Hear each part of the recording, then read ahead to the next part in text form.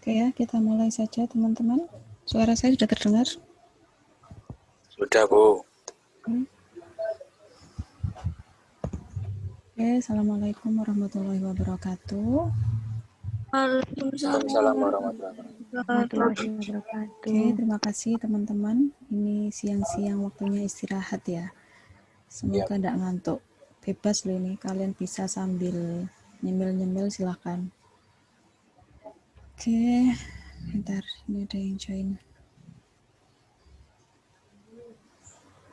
Oke ya, untuk pertemuan hari ini, tidak usah saya slideshow ya, saya gini aja. Saya besarkan aja.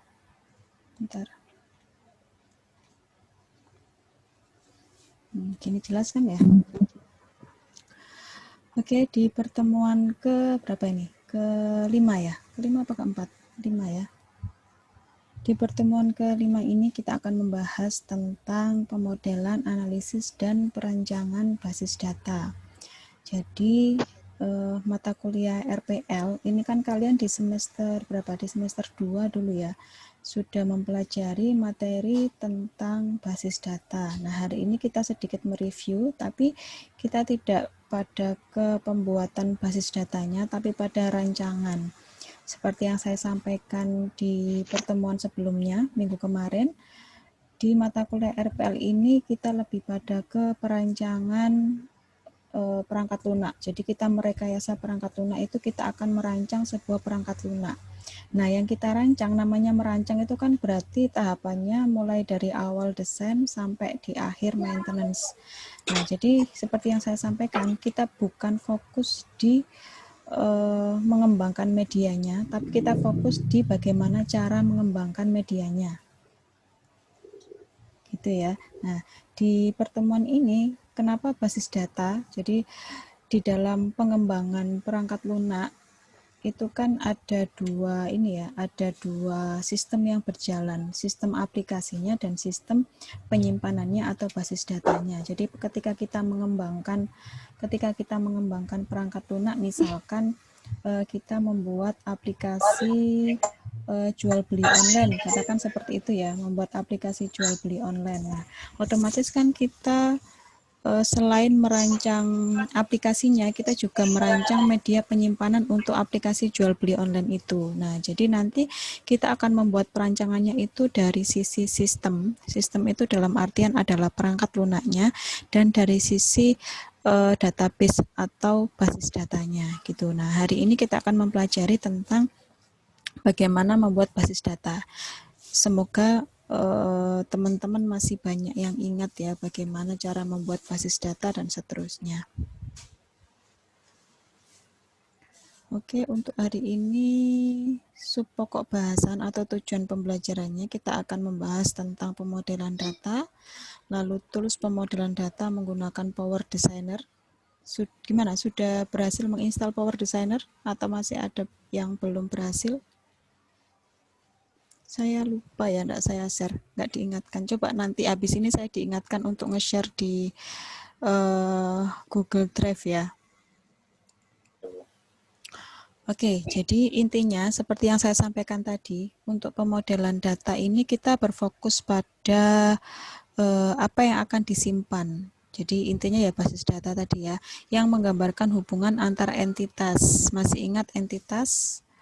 Jadi entitas itu adalah objek yang unik gitu ya, bisa berupa kata kerja, bisa berupa kata benda, bisa berupa orang. Nah, itu adalah entitas yang dibutuhkan oleh sebuah organisasi dalam mengelola sebuah data. Lalu bagaimana komposisi dari masing-masing objek data dan atribut yang menggambarkan objek. Nah, jadi kalau kalian masih ingat entitas tadi, entitas itu kan mewakili objek tadi ya. Bisa berupa kata kerja, bisa berupa kata benda, bisa berupa orang. Nah, masing-masing entitas itu nanti punya yang namanya atribut. Masih ingat enggak dengan istilah-istilah itu? Entitas, atribut, relasi, masih ingat? Masih. Oke, alhamdulillah. Tidak. Ya, jene ya biyen kayak isa saiki lali ngono ta. Iya, Bu. Nah, jadi atribut itu adalah karakteristik dari entitas. Contohnya misalkan saya punya entitas mahasiswa. Atribut dari mahasiswa apa? NIM. NIM, nama. Nama. Nah, gitu ya. Jadi entitas itu punya yang namanya atribut atau karakteristik, gitu ya. Nah, nanti dari masing-masing entitas itu punya yang namanya relasi atau hubungan. Misalkan mahasiswa dengan mata kuliah. Hubungannya apa? Misalkan mahasiswa mengampuh mata kuliah, gitu ya. Yang perlu diingat dulu waktu di basis data, ingat ya. Jadi untuk hubungan entitas itu orang dengan orang itu enggak bisa. Paling tidak itu orang dengan aktivitas, orang dengan kata kerja gitu ya. Kalau dulu kan yang sering sekali teman-teman itu salah persepsi itu adalah hubungan antara orang dengan orang. Jadi misalkan mahasiswa dengan dosen, mahasiswa mempunyai dosen. Padahal yang punya dosen itu siapa? Yang punya dosen siapa? Mata kuliah. Mata kuliah. Nah, kan kalian itu kan mengampuh mata kuliah, baru nanti mata kuliah itu dosennya siapa, kan gitu. Jadi mahasiswa mengampuh mata kuliah itu diampuh oleh dosen. Kan gitu ya. Jadi nanti yang perlu diingat itu, orang dengan orang itu enggak bisa. Yang bisa adalah orang dengan proses, gitu ya, untuk basis data. Di mana objek berada, bagaimana hubungan antara masing-masing objek atau entitas tadi yang barusan saya sampaikan, bagaimana hubungan antara objek dengan proses. Nah ini ya, objek dengan proses yang mentransformasikan. Nah dalam hal ini kita akan membuat perancangan itu menggunakan ERD atau Entity Relationship Diagram atau rancangan basis data. Nah semoga mulai refresh ya, semoga mulai ingat. Kita bahas satu persatu. Tadi saya sebutkan ada objek data, ada atribut, dan ada hubungan. Nah, jadi objek data ini yang dimaksudkan entitas tadi ya.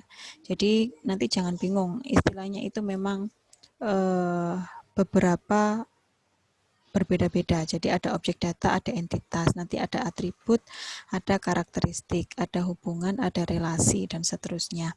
Nah, yang pertama objek data. Jadi objek data ini jelas representasi dari hampir semua informasi gabungan yang harus dipahami oleh perangkat lunak. Jadi seperti yang saya sampaikan dulu waktu mata kuliah basis data, ketika kita mau menentukan ada entitas apa saja, kita harus tahu dulu gambaran dari sistemnya itu bagaimana. Gambaran sistem itu alur cerita. Jadi misalkan ketika saya ingin meminta kalian untuk membuat basis data perpustakaan gitu ya. Sebelum kalian menganalisis di dalam perpustakaan itu ada entitas apa saja, langkah awal yang kalian harus tahu apa dulu? Gambaran sistemnya dulu kan. Jadi contoh gambaran sistem itu seperti ini. Dalam sebuah universitas terdapat sebuah perpustakaan. Di dalam perpustakaan dikelola oleh 2 petugas. Nah, di dalam perpustakaan itu mempunyai banyak koleksi buku dengan jenis buku yang berbeda-beda, yang diletakkan dalam rak yang berbeda-beda. Nah, mahasiswa bisa melakukan peminjaman buku ketika dia sudah menjadi anggota perpustakaan. Mahasiswa mempunyai waktu 1 minggu untuk peminjaman. Setelah itu harus dikembalikan. Jika tidak, maka akan terkena denda. Nah, itu adalah gambaran sistem. Dari gambaran sistem itu kan nanti kalian bisa memilahkan yang bisa dimasukkan menjadi entitas itu yang mana saja, nanti digarisbawahi. Tadi kan saya menyebutkan perpustakaan itu punya petugas, jadi ada petugas ya. Lalu mahasiswa itu bisa pinjam kalau dia jadi anggota, maka ada anggota. Berarti proses dari mahasiswa menjadi anggota kan ada proses pendaftaran. Lalu di perpus itu punya koleksi buku. Nah, bukunya ada banyak jenisnya, berarti ada jenis buku. Lalu ada proses peminjaman, ada pengembalian, dan seterusnya. Nah, jadi yang perlu diingat-ingat ketika nanti kalian akan mengembangkan rancangan basis datanya, maka kalian harus tahu dulu gambaran dari sistemnya itu seperti apa. Bisa dipahami ya sampai sini? Bisa dipahami sampai sini? Iya, Bu, Oke. bisa. Oke, sip. Yang Iya, kedua Bu, ada thank you. atribut. Yang kedua ada atribut. Jadi setelah tadi kita menentukan entitas, atribut ini adalah karakteristiknya. Jadi intinya menentukan properti atau karakteristik dari objek data, dari entitas tadi. Ketika kita sudah menentukan, oh ada entitas buku, ada entitas peminjaman, ada entitas pengembalian. Setelah itu kita harus menentukan atribut dari buku itu apa, atribut dari peminjaman itu apa, atribut dari pengembalian itu apa. Nah, gitu ya. Selanjutnya adalah hubungan atau relasi. Nah, dulu kan dikatakan basis data itu kan adalah tabel-tabel yang saling berhubungan. Kalau tidak berhubungan, maka tidak bisa dikatakan sebagai basis data. Maka antar entitas nanti harus punya hubungan atau relasi. Nah, gitu ya. Jadi tadi misalkan mahasiswa mengampuh mata kuliah, maka relasinya adalah mengampuh. Mata kuliah mempunyai dosen, maka relasinya adalah mempunyai. Mahasiswa dapat melakukan peminjaman, berarti relasinya adalah melakukan, dan seterusnya. Nah, itu adalah hubungan. Oke, bisa dipahami sampai sini? Nah, selanjutnya, ketika kita mau menentukan hubungan, gitu ya, ketika kita mau menentukan hubungan antar entitas itu, ada yang namanya kardinalitas. Kardinalitas ini nanti adalah mempresentasikan jumlah peristiwa atau objek yang ada dalam hubungan atau relasi itu. Jadi yang pertama misalkan ada 1 ke 1. Contohnya misalkan satu mahasiswa atau gini, 1 ke 1 itu kalau di sini saya contohkan seorang suami hanya dapat memiliki 1 istri, misalkan kayak gitu. Jadi hubungannya itu 1 ke 1. Contohnya kalau di akademik apa ya? Satu mahasiswa, ya, NIM kan sudah jadi atributnya mahasiswa. Yang antar tabel maksudnya. Jadi kardinalitas ini untuk menentukan hubungan antar tabel.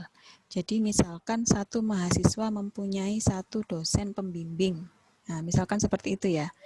Nah, jadi itu adalah hubungan 1 ke 1. Jadi antar tabel satu dengan tabel yang lainnya itu punya hubungan gitu loh, Mbak. Jadi punya hubungan yang hubungan itu harus mempunyai kardinalitas. Kardinalitasnya itu hubungannya itu 1 ke 1, 1 ke banyak atau banyak ke banyak. Nah, contohnya tadi ya, kalau misalkan kardinalitasnya itu 1 ke 1, misalkan satu mahasiswa mempunyai 1 dosen pembimbing. Misalkan seperti itu. Atau satu mahasiswa mempunyai 1 dosen wali. Nah, itu kardinalitas 1 ke 1. Lalu yang kedua ada kardinalitas 1 ke banyak. Contohnya misalkan satu mahasiswa bisa mengampuh banyak mata kuliah. Gitu ya.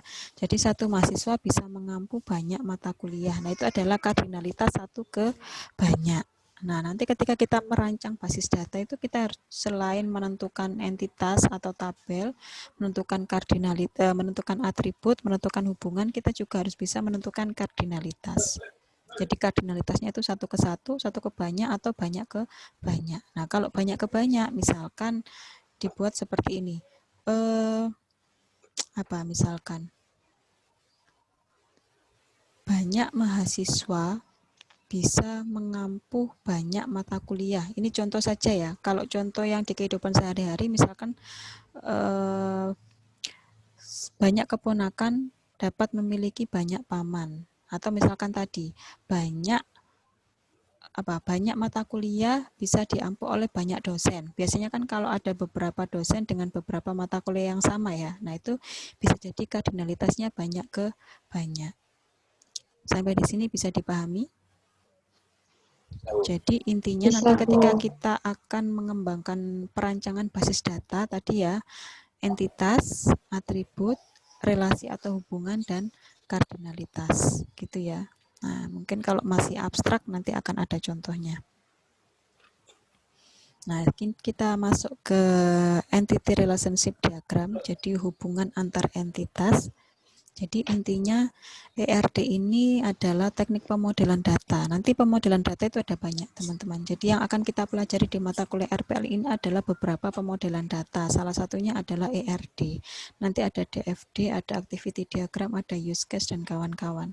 Jadi yang kita pelajari hari ini adalah ERD. Jadi intinya ERD itu adalah pemodelan yang menggambarkan relasi antar entitas, jadi hubungan antar entitas, atau kalau istilah umumnya hubungan antar tabel gitu ya, seperti yang saya contohkan tadi. Misalkan satu mahasiswa bisa mengambil banyak mata kuliah, berarti hubungannya satu ke banyak. Nah, nanti satu mata kuliah memiliki satu dosen, misalkan seperti itu. Nah, jadi nanti semuanya itu saling berhubungan. Nah, tujuannya mewakili data atau hubungan. Nah, yang kita bisa jawab, data apa saja yang diperlukan untuk mereka, bagaimana data tersebut berelasi, siapa saja yang diperbolehkan mengakses. Nah, jadi hubungan-hubungan pada relasi itu adalah menggambarkan siapa saja yang bisa mengakses pada tabel tersebut, atau yang bisa berelasi dengan tabel tersebut. Nah, ini adalah tujuannya. Nah, ini untuk langkah-langkah pembuatan ERD.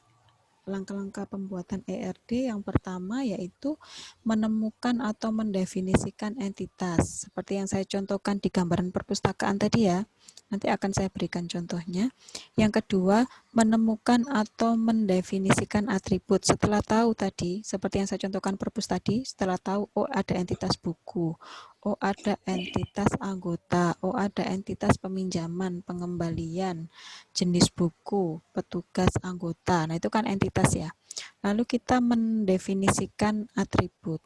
Jadi anggota, misalkan karakteristik dari anggota itu ada apa saja. Misalkan ada kode anggota, ada nama anggota, ada prodi, dan seterusnya. Itu adalah atribut dari entitas anggota. Ini contoh saja.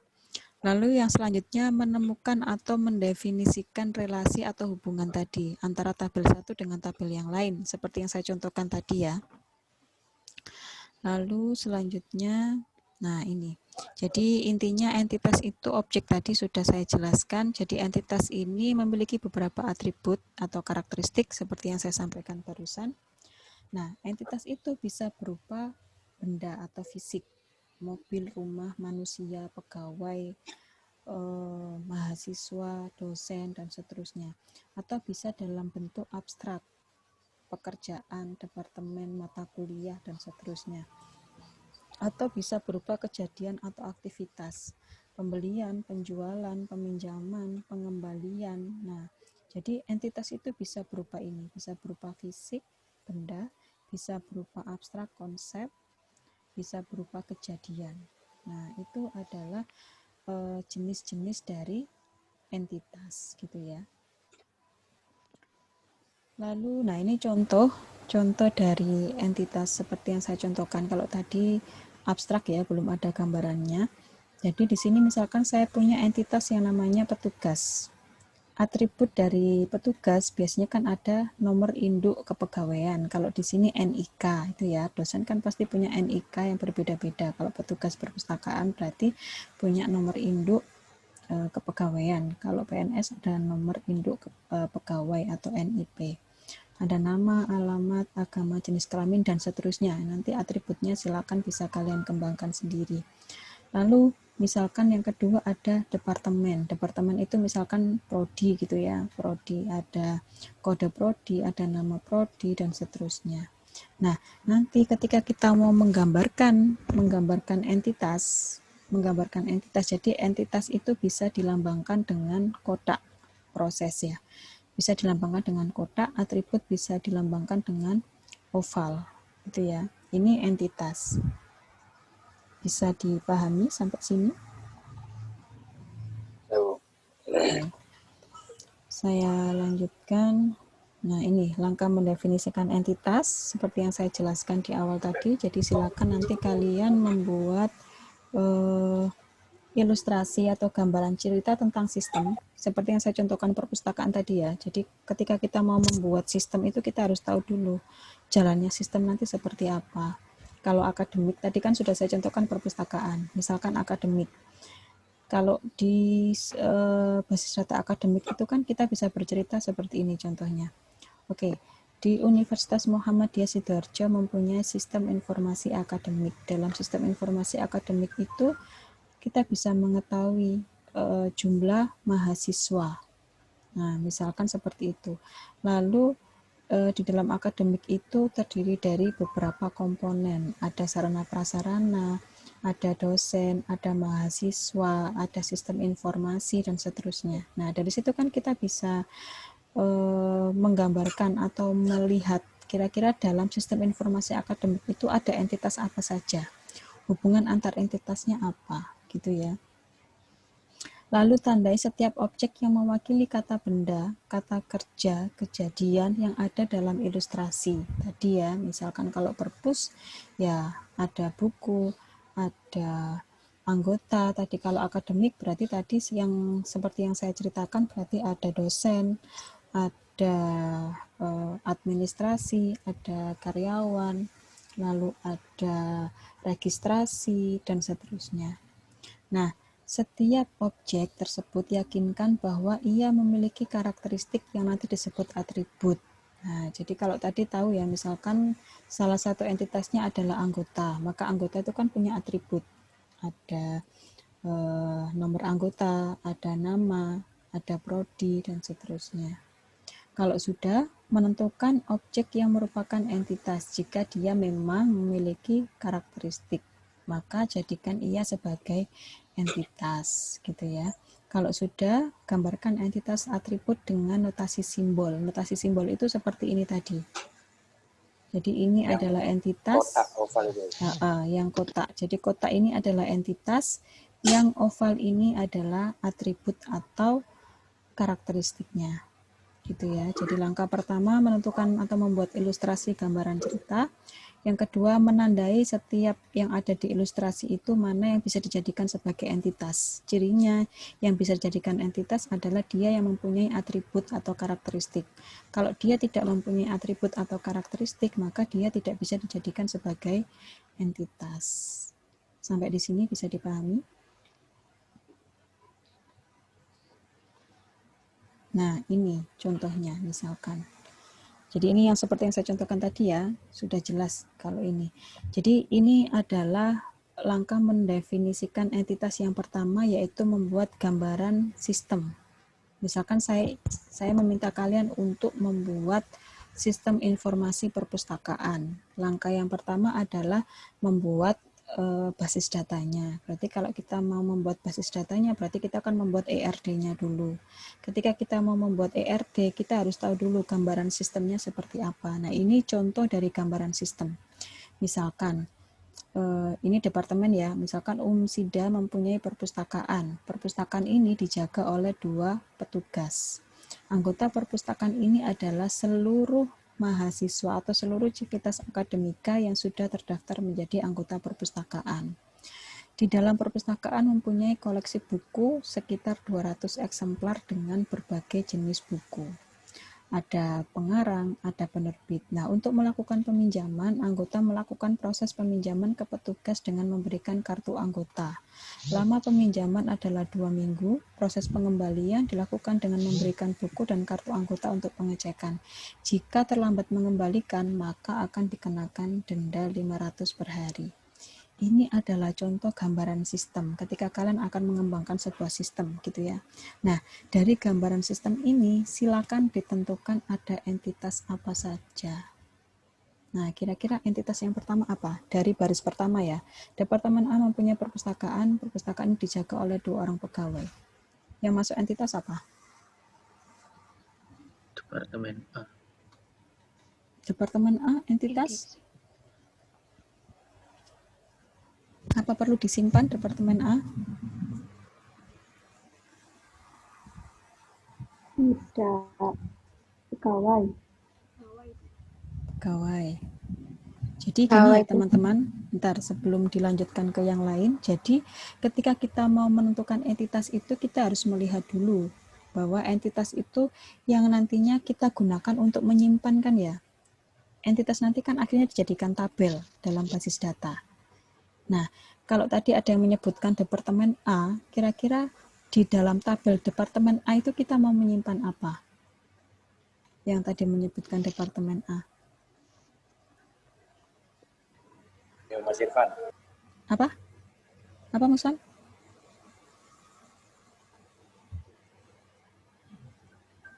Apa? Mau menyimpan Anggota. Anggota. Ini belum lanjut. Ini saya takut departemen A. Tadi loh yang jawab departemen A mau dijadikan entitas, itu kita mau menyimpan apa di departemen A itu? Ada nggak yang perlu kita simpan di departemen A?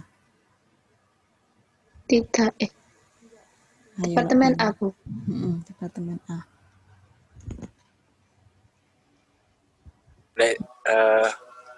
Bu, kalau pilihannya yang lain boleh nggak, Bu? Bukan departemen A. Loh, kita belum bergeser ke baris kedua. Ini kita masih tadi loh kan, soalnya ada yang menjawab departemen A. Mungkin teman-teman yang lainnya masih ragu, iya apa enggak gitu kan. Tadi kayaknya yang jawab Mas Irfan. Ayo Mas Irfan. Pertanyaannya tadi apa, Bu? Jadi Tadi kan putus-putus. tadi kan ada yang menjawab salah satu entitasnya itu departemen A. Gitu ya. Nah, kira-kira kalau departemen A ini kita jadikan sebagai entitas, nah, kita mau menyimpan apa di departemen A itu? Enggak, ini untuk ini aja, penguatan aja. Penguatan yang nyebut departemen A tadi, Bu. Betul. Betul.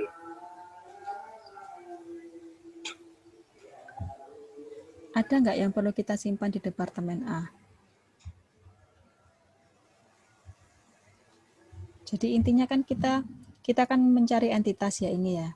Entitas itu nanti akan kita jadikan sebagai tabel. Nah, tabel itu kan nanti kita gunakan untuk menyimpan data kan ya. Misalkan pegawai kita akan menyimpan data kode pegawai, nama pegawai, username, password, misalkan untuk login. Nah, seperti itu misalkan. Kalau departemen A, kita mau menyimpan apa di dalam situ kira-kira? Ada nggak yang perlu kita simpan? Nggak ada kan? Departemen A. Ada. Berarti ini Harusnya bukan sebagai entitas. Makanya tadi kan ya bukan. Entitas itu syaratnya adalah ketika nanti dia mempunyai karakteristik. Karakteristik itu kan atributnya tadi yang kita gunakan untuk menyimpan data. Berarti ini bukan ya? Wes, deal? Bisa dipahami ya? Oke. Kita ke sebentar di baris pertama Di baris pertama ada lagi? Di baris pertama ini ada lagi? Entitas? Pegawai. Iya, iki wis ditandai pegawai. Anggota, Bu. Anggota. Koleksi buku, Bu. Salah, baris pertama. Baris pertama. Sudah baris pertama? Ada lagi? Sudah, Bu. Oke, baris kedua? Sudah tadi, Bu, anggota sama pegawai. Baris ketiga? Koleksi buku, Bu. Buku itu, Bu. Jenis koleksi buku atau buku? Iya. Iya. Ya, buku. Oke, buku. Kita tandai. Lalu? Jenis buku. Jenis buku. Oke. Terus? Daftar pengarang, penerbit, Bu. Pengarang, penerbit, Bu. Pengarang, penerbit. Peminjaman buku. Data peminjaman buku. Pengembalian buku. Aku nggak bisa baca. Loh, kenapa Suryani? Sur? Kenapa? Diganggu adikmu, tak, Sur? Nggak kekecilan. Kekecilan?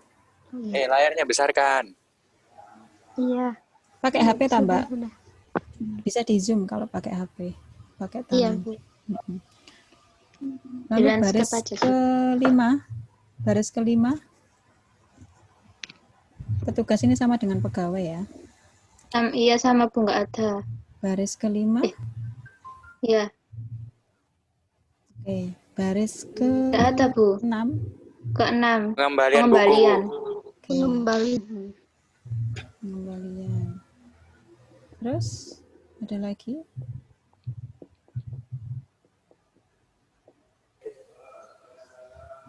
Baris ke-7. Keterlambatan enggak ada. Denda. Masih ada?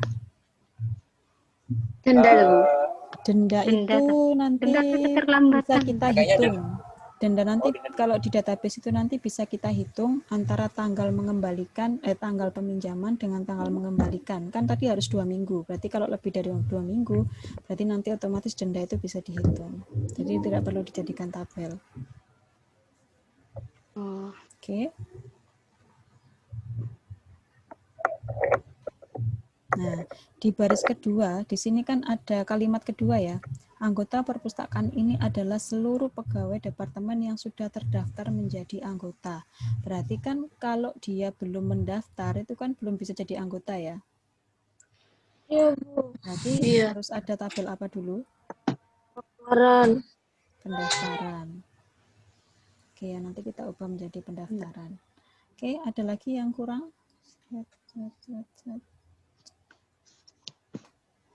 Kartu anggota itu masuk anggota, Bu. Ya? Kartu anggota nanti di proses pendaftaran.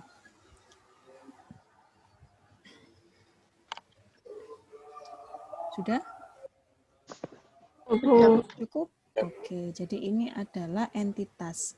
Jadi entitas ini nanti yang selanjutnya akan menjadi tabel pada ERD. Jadi nanti ada tabel pegawai, ada tabel anggota, ada tabel pendaftaran, ada tabel buku, jenis buku, pengarang, penerbit, peminjaman, dan pengembalian. Ini nanti yang akan menjadi tabel atau entitas. Nah, jadi ketika nanti kita akan mengembangkan sebuah sistem, kita harus tahu dulu gambarannya ini.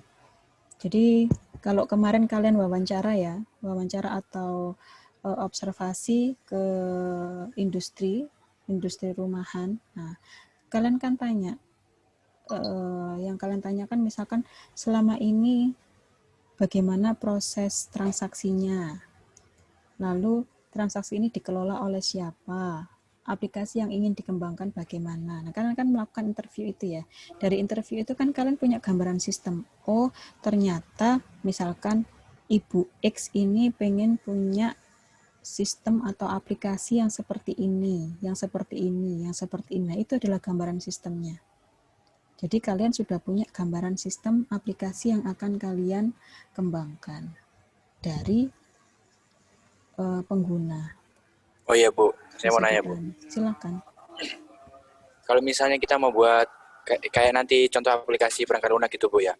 Itu apa kita harus kita buat deskripsinya dulu, harus rinci-rinci dulu baru kita buat entitasnya, atau kita langsung aja identitas apa-apa langsung jadi. Nah, jadi kalau di perancangan perangkat lunak itu kan harus runtut ya.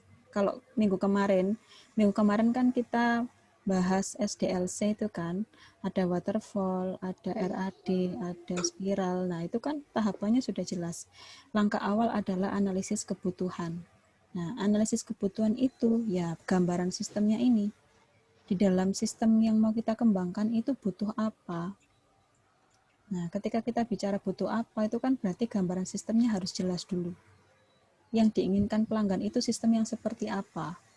Nah, kalau kita bicara sistem yang seperti apa, berarti kan kita harus tahu dulu gambaran sistemnya bagaimana.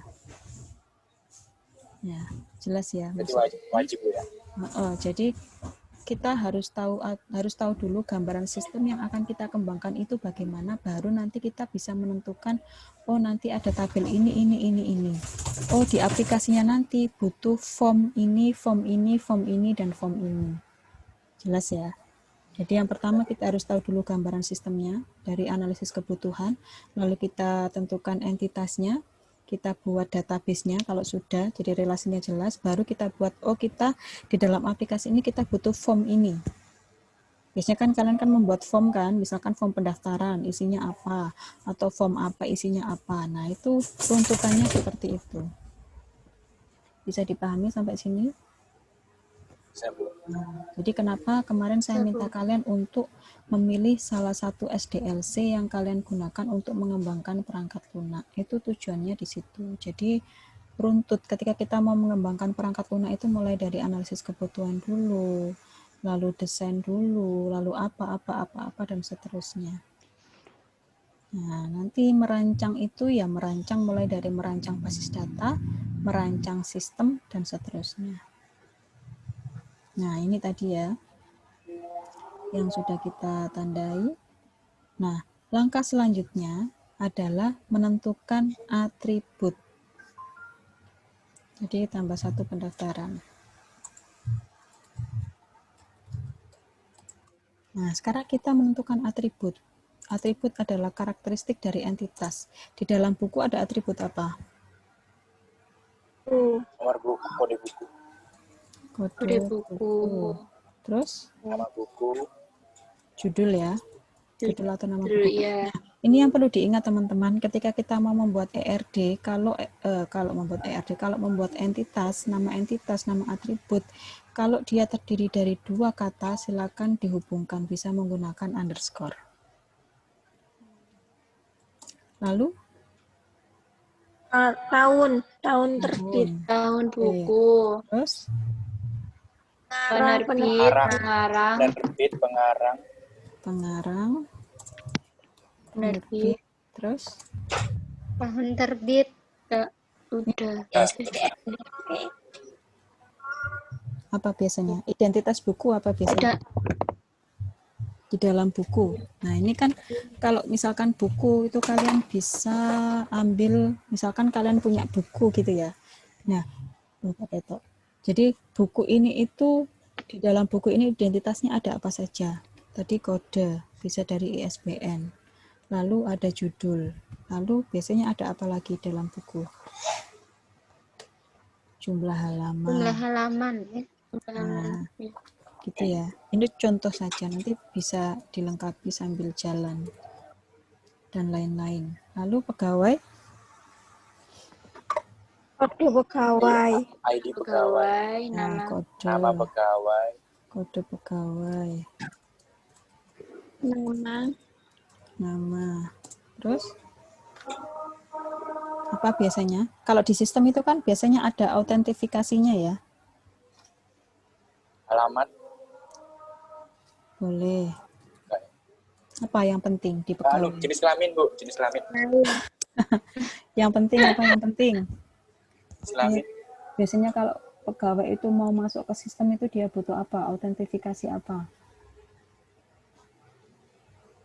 email, enggak, Oh, apa Bu?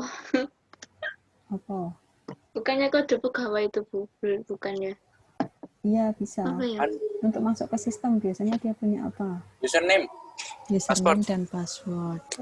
siap, masuk, Eh, nebak, Nah, gitu ya. Biasanya kan kalau masuk ke sistem itu kan butuh, walaupun pegawai sudah punya kode, biasanya ya bisa ada yang kode pegawai itu sekaligus username. Ada yang seperti itu ya. Lalu passwordnya nanti apa? Ada yang sendiri-sendiri, kode sendiri, username sendiri, password sendiri. Nah, ini nanti yang menentukan atributnya apa saja itu adalah pengembang kalian. Jadi, makanya tadi saya sampaikan, bisa jadi username-nya itu berupa kode pegawai, passwordnya yang beda, atau bisa jadi ada username sendiri, ada password sendiri, ada kode pegawai sendiri. Tergantung nanti pengembang. Pengembangnya siapa ya kalian. Gitu ya. Lalu Iya, Bu. anggota? Di anggota. Anggota. kayak nama anggota pasti, Nama dan Nah, lain-lain, jelas ya. ya Bu, Ya. Oke, jenis buku biasanya Kode jenis. kode. Terus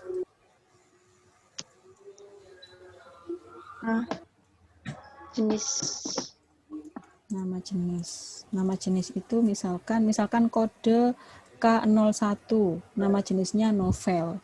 K02, nama jenisnya buku fiksi. K03, buku pelajaran dan seterusnya. Itu contohnya.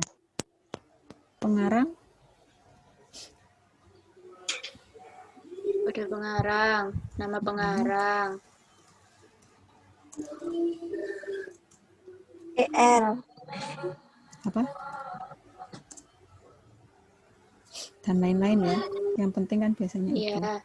Terus penerbit sama kode penerbit, nama penerbit, DLL. Peminjaman, nah ini yang penting. Peminjaman, Peminjaman. kode Tanggal peminjaman. Peminjaman. Kode Apa? peminjaman. Yang penting di peminjaman Tanggal apa? peminjaman. Tanggal. Tanggal peminjaman. Terus Terus kode pegawai. boleh Kode yang melayani Kode siapa? kode buku, Nah, kode Kode pegawai. apa? Kode buku yang dipinjam. Terus Ya, kode buku. apa lagi? kode semua. anggota.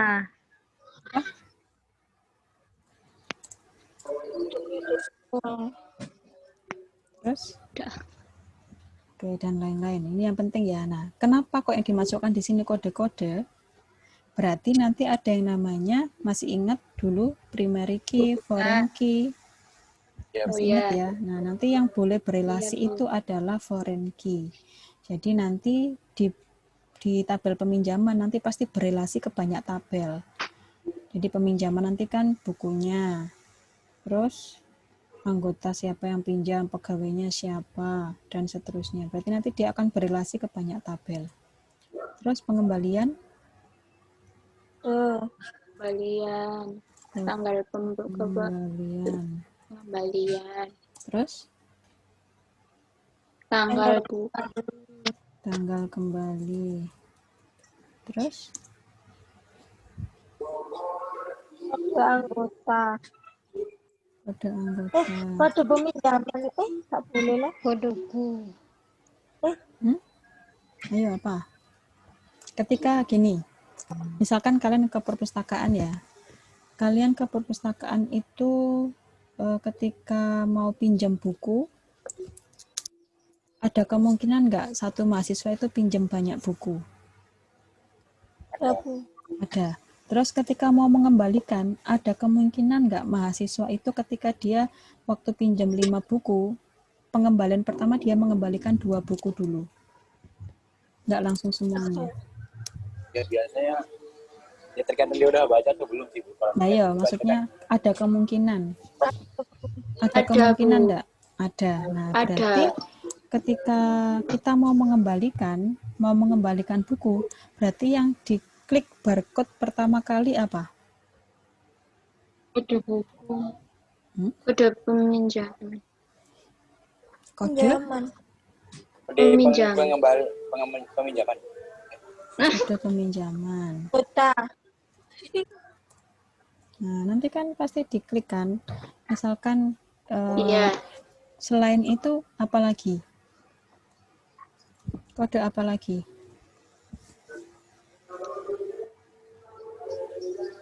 Kode anggota, kode buku. Kode anggota, Iya. kode buku.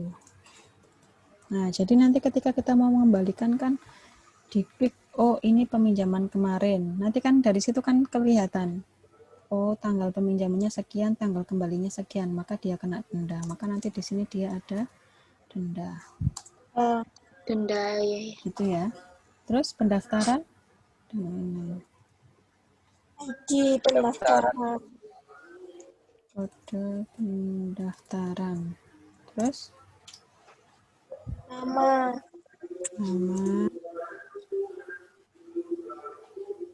lagi, Alamat. yes, dan lain-lain.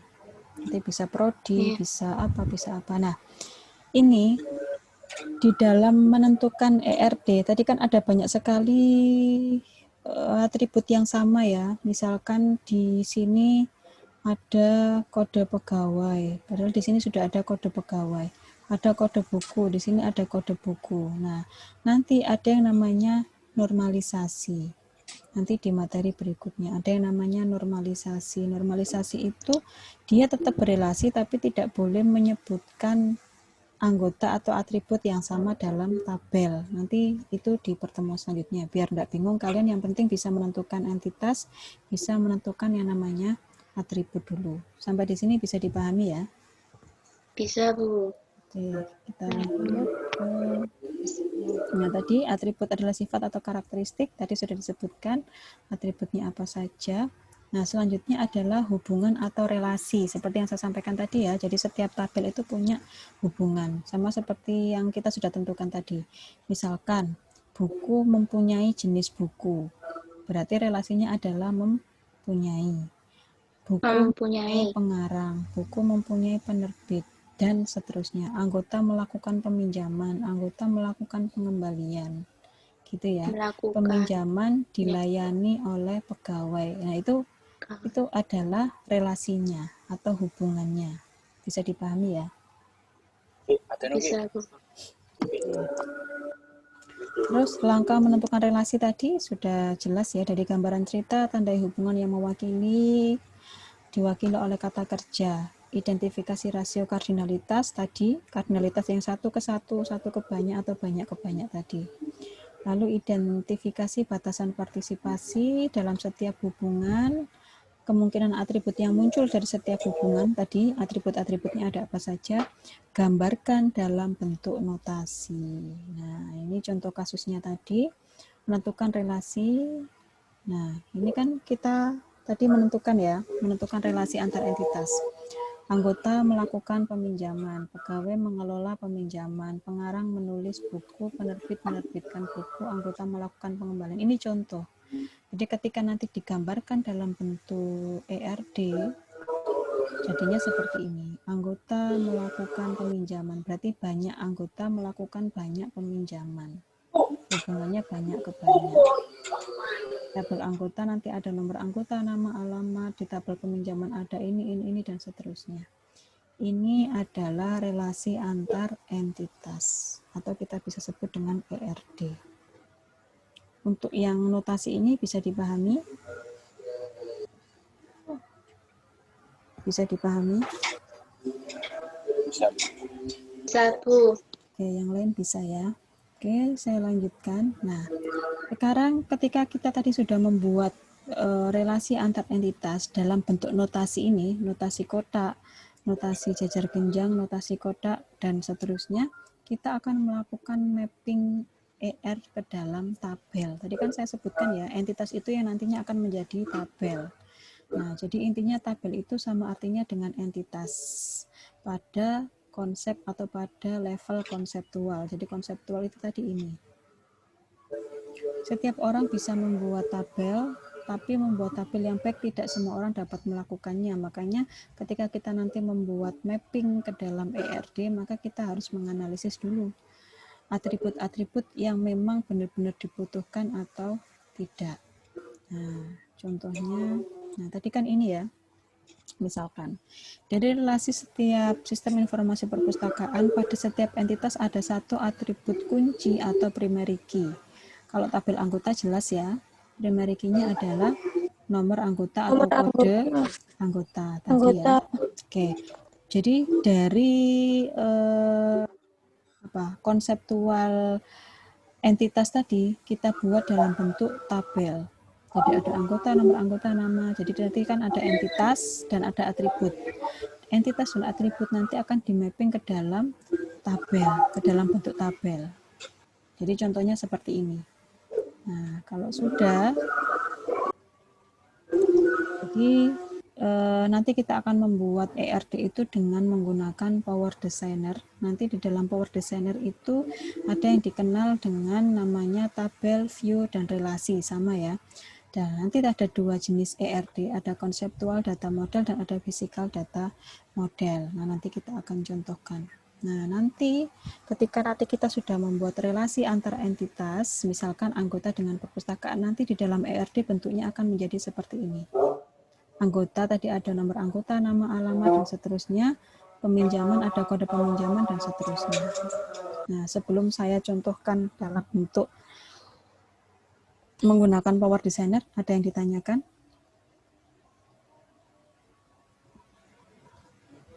Ada yang ditanyakan? Belum, Bu.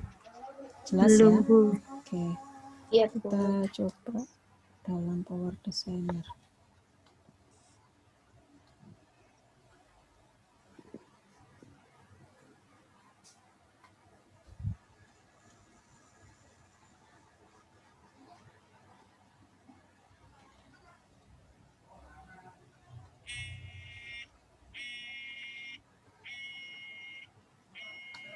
Sudah saya stop share dulu.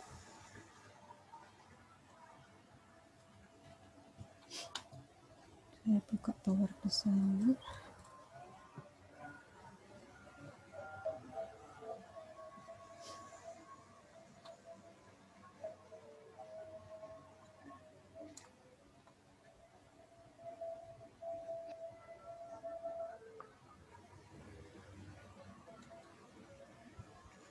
Power Designer-nya sudah kelihatan? Bu, Udah, Bu. Udah, Bu. Ya, nah nanti kalau yang sudah menginstal, nanti yang belum, nanti Bu Fitri diingatkan ya selesai kuliah. Mulai kuliah wes mari ki mesti lali Rek. Create model. Nanti setelah create model, kalian pilih model types. Kalau sudah pilih konseptual data model. Nah, nanti konseptual data model kalian bisa merename misalkan ERD perpustakaan.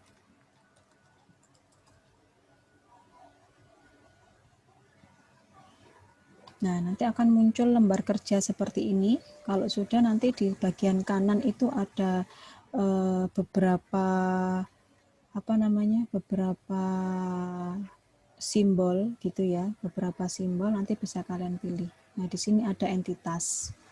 Diklik, jadi diklik, ditarik, diklik. Nah, nanti ada berapa entitas. Misalkan saya contohkan 2 dulu.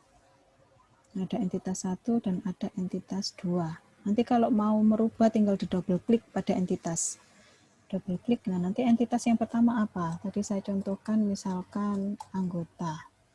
Nah ini ya kodenya anggota, lalu kalian klik tab atribut, nah nanti bisa kalian masukkan di sini. Atribut yang pertama apa? Misalkan kode anggota. Itu ya, bisa kalian buat sama. Nah, tipe datanya bisa kalian pilih. Masih ingat tipe data? Tipe data itu kan Masih, Bu.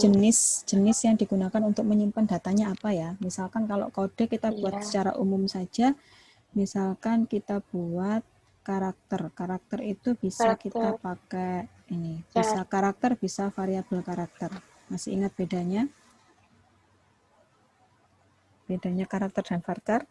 Masih ingat? Lali. Lali. Jadi kalau karakter itu ketika kita misalkan menentukan kita batasi. Karakter itu kan setiap bit ya, setiap bit.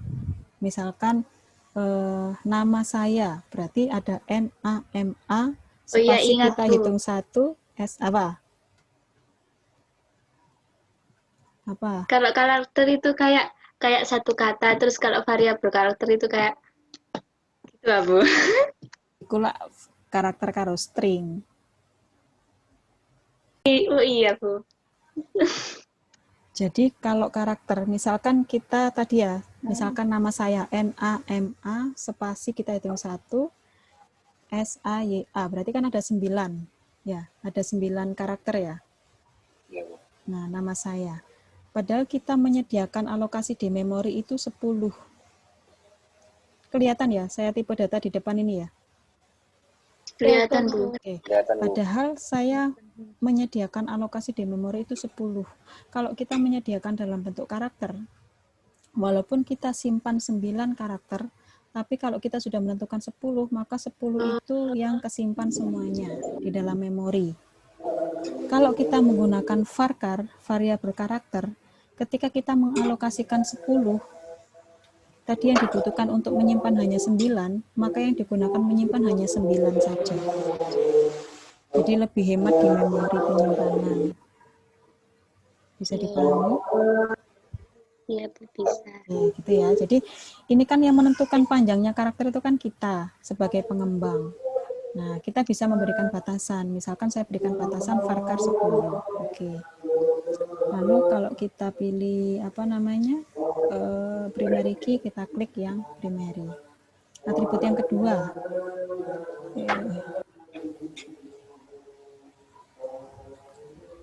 Nama anggota. Oke ya, variabelnya misalkan kita buat varchar Misalkan namanya kita batasi 30. Oke, yang ketiga apa? Anggota. Jadi misalkan alamat.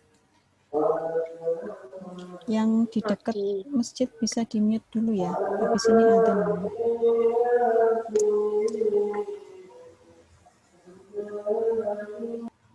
Oke. Alamat kita buat varchar misalkan 30 juga. Dan seterusnya nanti silakan di ini ya. Yang penting kalian bisa dulu apply. Oke. Nah, nanti akan muncul seperti ini. Jadi tadi primary key kita klik M, mandatory. Jadi ada kode anggota, nama anggota, alamat, primary key-nya adalah kode anggota. Lalu di entitas yang kedua kita double klik, misalkan apa? Anggota melakukan peminjaman. Misalkan atributnya kode peminjaman.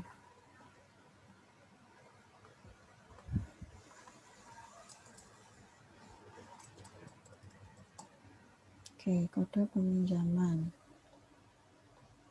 Kita buat variabel 10, dia primary key.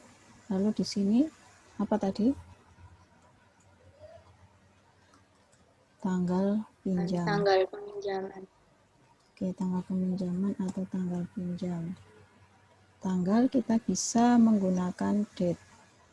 Date itu hanya tanggal saja. Kalau datetime ada tanggal dan jam. Kita simpan date-nya saja. Lalu anggota yang pinjam, berarti kode anggota. Nah, ini nanti harus sama ya. Kalau di yang pertama tadi kalian menyimpannya kode anggota, hurufnya juga harus sama. Huruf besar kecilnya sama, tipe datanya juga harus sama. Jadi diingat-ingat. Oke, sementara ini dulu. Oke. The data, oh ada yang sama ini ya. Kita buat kode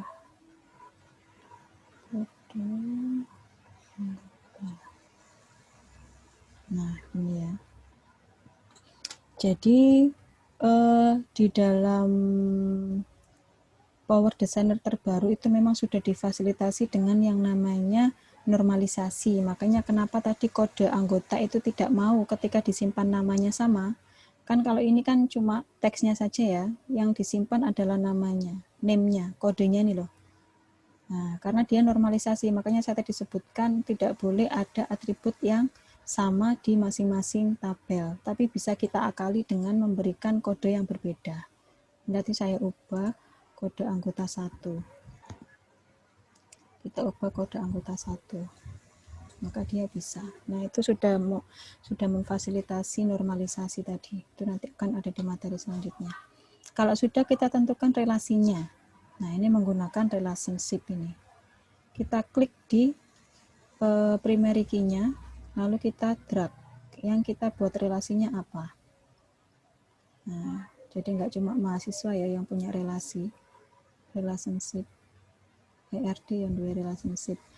Namanya apa? Tinggal kita double klik. Nah, relasinya apa? Anggota melakukan peminjaman. Nah, gitu ya. Kardinalitasnya kita tentukan di sini, di tab kedua. Nah, kardinalitasnya anggota melakukan peminjaman itu apa?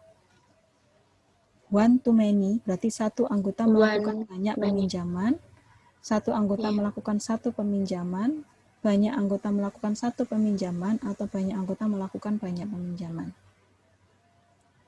Satu anggota melakukan banyak peminjam. Nah, boleh. Oke. Iya. Oke, nah nanti logonya jadi seperti ini. 1 itu berarti tandanya seperti ini, 0 banyak tandanya seperti ini. Berarti ini menandakan satu anggota bisa melakukan banyak peminjaman. Sampai di sini bisa dipahami? Bisa. Nah, nanti misalkan mau saya tambahkan buku gitu ya. Di sini saya tambahkan buku. Buku, atributnya buku ada kode buku. Tipe datanya variabel kita buat 10. Lalu selanjutnya ada judul. Kita buat long variabel misalkan 20. Lalu ada apa? Pengarang. Ini contoh saja ya, nanti harusnya kode pengarang. Ini hanya contoh saja. Oke, apply. Oke.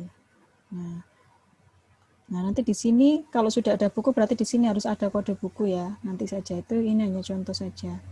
Jadi nanti kode buku ke sini. Relasinya apa relasinya?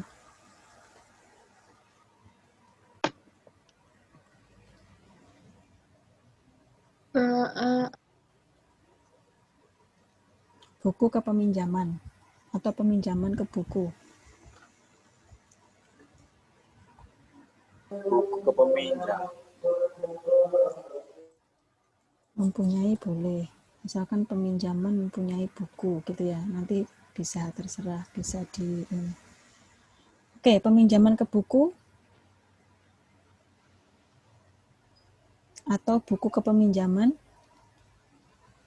Banyak ke banyak. Iya, Bu, banyak ke banyak. Banyak ke banyak. Ya, Alasannya? karena buku yang dipinjam kan bisa banyak, Bu. Oh, iya. Banyak ke satu. Ayo. Bukan sebanyak banyak ke satu. Iya. Merah. Banyak buku bisa dipinjam.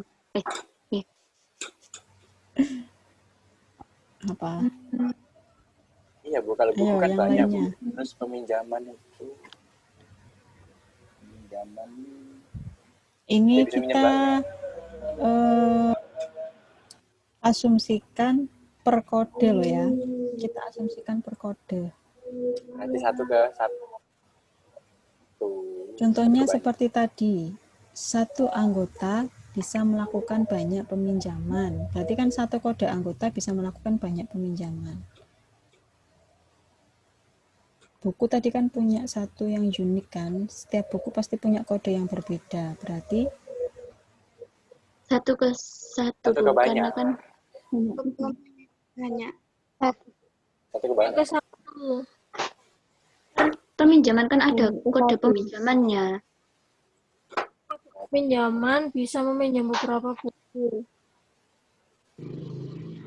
Beberapa buku kan berarti banyak. Berarti banyak ke banyak. Pusing, Bu. nggak ada apa-apa, yang penting alasannya tepat. Ini memang sengaja nggak saya oke biar kalian berpendapat dulu. Nah, Banyak ke banyak, Bu. Aman. Kan peminjaman kan ada juga kode peminjamannya. Kode peminjamannya kan ada kode buku juga. Jadi kan satu kode buku berarti Banyak ke satu. yang dipinjam itu satu buku. Jadi satu ke satu. Ya, terus. ini Agak pusing, Bu. Sudah lama nggak ketemu basis data, Bu. ayo apa? Nggak, aku aman nih, banyak ke banyak, Bu. Kalau jadi gini, nanti kalau banyak ke banyak itu akan memunculkan tabel baru di tengah. Itu kasus yang tadi, misalkan tadi kan saya sampaikan ya sebelum membuat ERD, bisa jadi mahasiswa itu meminjam lebih dari satu buku, tapi dikembalikannya tidak jadi satu. Nah itu nanti bisa banyak ke banyak. Jadi banyak ke banyak itu untuk mengantisipasi itu tadi. Jadi mahasiswa itu kan misalkan pinjam 5 buku, tapi kan tidak dikembalikan dalam waktu yang sama kan. Bisa jadi, oh hari ini saya mau kembalikan 2 buku dulu, oh besoknya saya kembalikan 1 buku dulu. Nah berarti itu yang harus memunculkan tabel baru, ada detail nanti, munculnya detail. Nah itu banyak ke banyak. Kalau yang ini, apa butuh banyak ke banyak? Nah, mulai ketemu, Bu. Banyak ke satu. Banyak ke satu? Ya. Kalau satu ke banyak? Banyak ke satu, Bu. Banyak ke satu. Banyak ke satu, Bu. Banyak ke satu. Tadi yang punya yang unik kan buku ya. Satu buku itu punya masing-masing kode buku. Iya. Satu ke banyak. Satu ke Krisna, baru banyak. ketemu kau. Satu ke banyak juga bisa sih. Satu ke banyak, Bu. Soalnya buku kan memiliki kode masing-masing. Nah, peminjam itu bisa minjam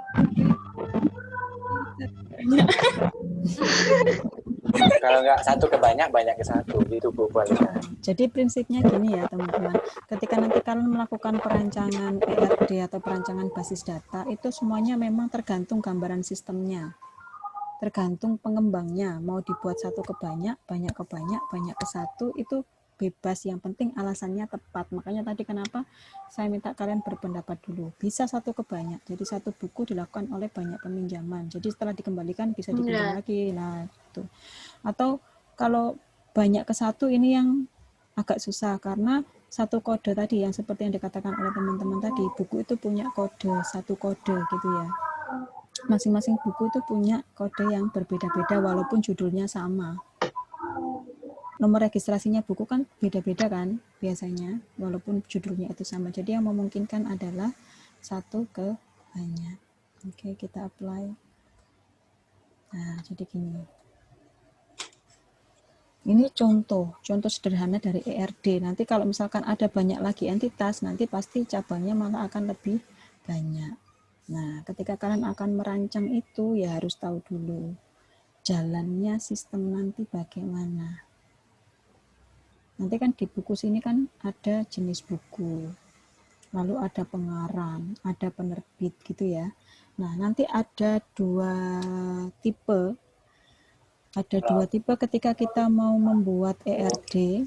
Jadi ketika nanti kan ini di dalam database itu kan kita isi data juga ya. Jadi buku itu nanti kode bukunya ada apa, judulnya apa, pengarangnya siapa, kan kita isi ya. Ketika kita membuat ERD, yang kita buat pertama kali adalah tabel master. Tabel master itu yang dia tidak tergantung dengan tabel yang lainnya. Contohnya apa? Yang tidak tergantung dengan tabel yang lainnya. Anggota. Oke, apalagi? Jadi ketika dia dihapus itu dia tidak mempengaruhi data yang lainnya. Apalagi? Kawan. pendaftaran. Pendaftaran kan dia nanti punya anggota, nomor anggota. Yang daftar nanti dia punya nomor anggota. Apalagi contohnya yang lain? Pegawai, Bu. Buku nanti dia punya pengarang, punya penerbit, punya jenis buku. Jadi malah yang harus dibuat pertama kali dari buku itu adalah jenis bukunya dulu harus punya. Kan tidak mungkin kita buat tabel bukunya dulu padahal kita belum punya list jenis buku. Kan tidak bisa, berarti nanti kita tentukan, oh buku ini jenis bukunya apa. Kan tidak bisa ya. Kita harus punya dulu jenis bukunya apa, baru kita bisa menginputkan, oh buku ini jenisnya ini. Bisa dipahami ya? Jadi tabel Iya, master. Bu. Bisa. Nah, terus buku juga belum bisa dibuat kalau kita belum punya list pengarang. Jadi nanti ketika kita menginputkan buku, oh buku ini pengarangnya siapa, tinggal kita ambil. Berarti yang harus dibuat pertama kali adalah jenis buku, pengarang, dan penerbit. Bisa dipahami? Itu namanya tabel Iya, Bu, master. bisa. Itu namanya tabel master, gitu ya. Jadi ketika nanti kalau buku dihapus, enggak bisa karena nama pengarang, nama penerbit, jenis buku sudah masuk. Jadi yang dihapus dulu harusnya adalah jenis buku, pengarang, dan penerbit. Gitu ya. Bisa dipahami sampai sini? Bisa, Bu. Jelas? Oke. Ada yang ditanyakan? Belum. Belum, Bu. Belum. Oke. Berarti habis ini saya upload master dari Power Designer yang belum punya, nanti silakan di-download, semoga bisa. Itu berapa giga game? Berapa ya kemarin, sebentar. Master.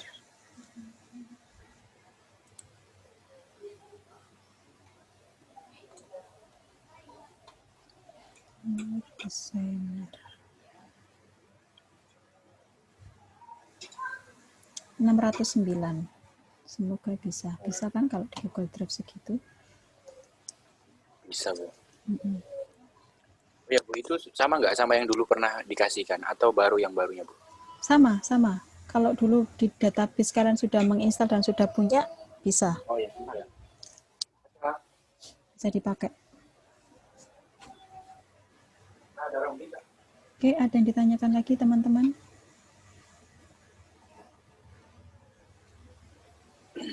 Nanti saya carikan modul yang dulu ya untuk membuat ERD. Nanti saya share di e-learning. Jadi setelah ini nanti recordnya akan saya upload, lalu saya lampirkan materi PPT dan modulnya.